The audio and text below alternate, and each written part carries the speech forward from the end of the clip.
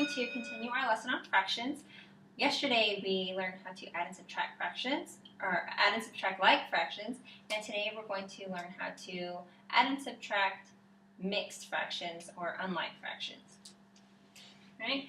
So we have right here 5/8 plus 1/3, okay?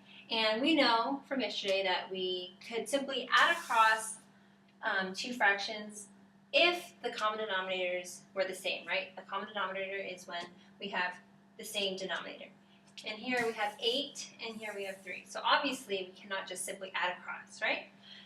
So to get a common denominator, we need to get a least common multiple, right? And we learned what that was yesterday.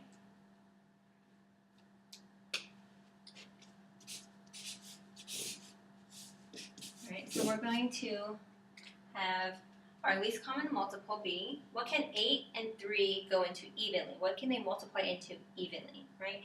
So we know that they can multiply evenly into 24.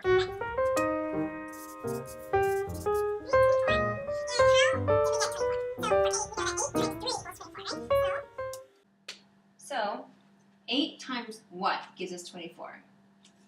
3. 3. So, and we know that anything we do to the bottom, we must do to the top. So, multiply 5 times 3, which gives us 15. And 3 times what goes into 24? 8. Yeah, 8. So, 3 times 8 gives us 24, and anything we do to the bottom, we must do to the top. That gives us 8.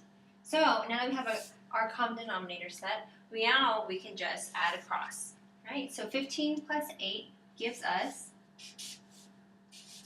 23 over 24.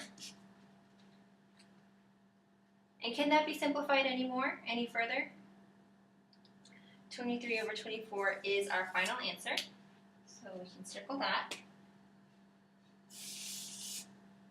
Right? All right, now let's try our next one. 3/4 plus 5 over 14. All right, who can tell me what we're going to do first? We need to find a common denominator.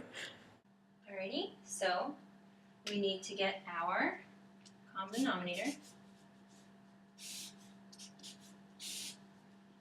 Alright, so 4 and 14, what is the least common multiple?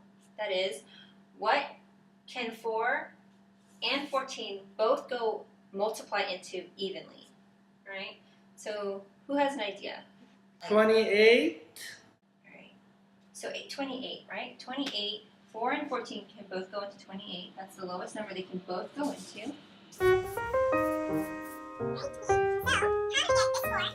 How do we get this 4 down here to become a 28? We multiply by 7. And anything we do to the bottom, we must do to the top.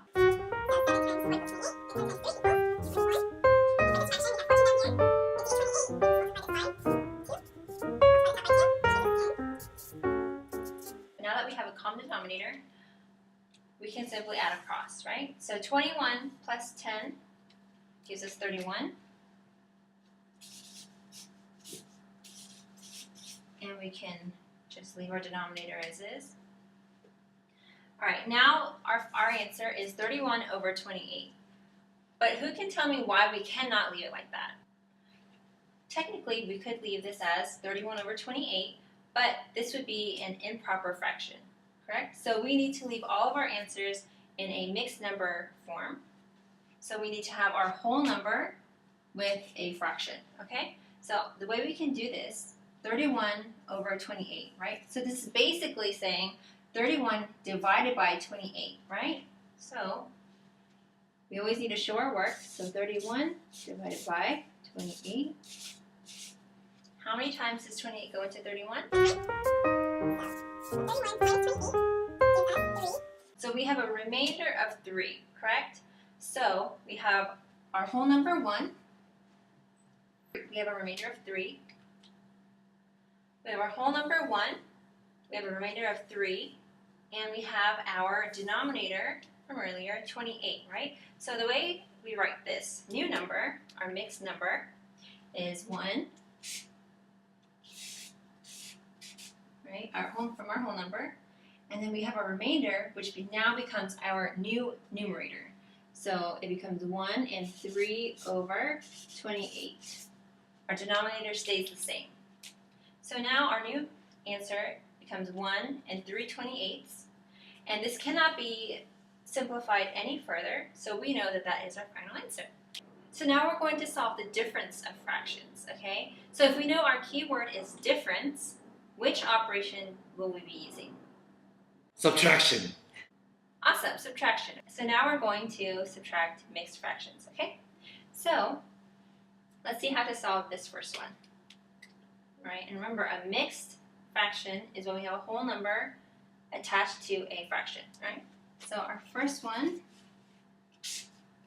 12 and 1/2 minus 6 and 3/8. All right, okay, so first we're going to convert to an improper fraction, okay? And we're doing this so that we can get our common denominator and not work with such a messy form, okay? So to get an improper fraction, we're going to work with this first one. To get an improper fraction, we're going to take the denominator and multiply it to our whole number, which is 24. And then we add that to the numerator. Okay, so we take the denominator, multiply it by the whole number, which gives us 24, and then we add the numerator plus 1, which gives us 25, correct? So our new improper fraction is 25 over 2. We leave the denominator as is. All right, so let's work with this one. So what do? We start at our denominator. We multiply times the whole number, which gives us 48. And then add that to the numerator. So 48 plus 3 gives us 51. 51 over the denominator, which is 8. All right, so just like how we did our addition, we're going to do the same attempt, but we're subtracting. All right, and so first thing we need to do from here is get a Common denominator. Common denominator, correct. So, what is our least common multiple that 2 and 8 go into?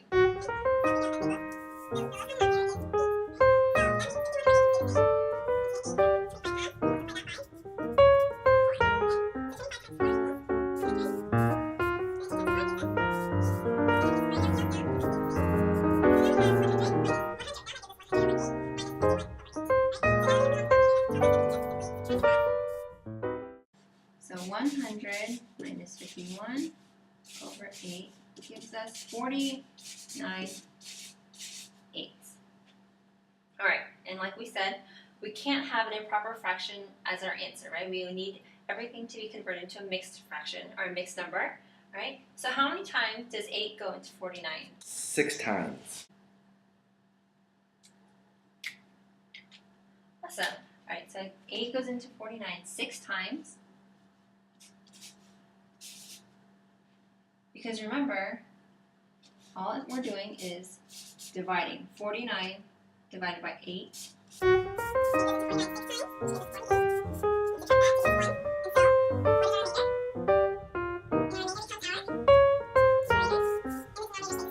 So our final answer, in correct form, is 6 and 1/8.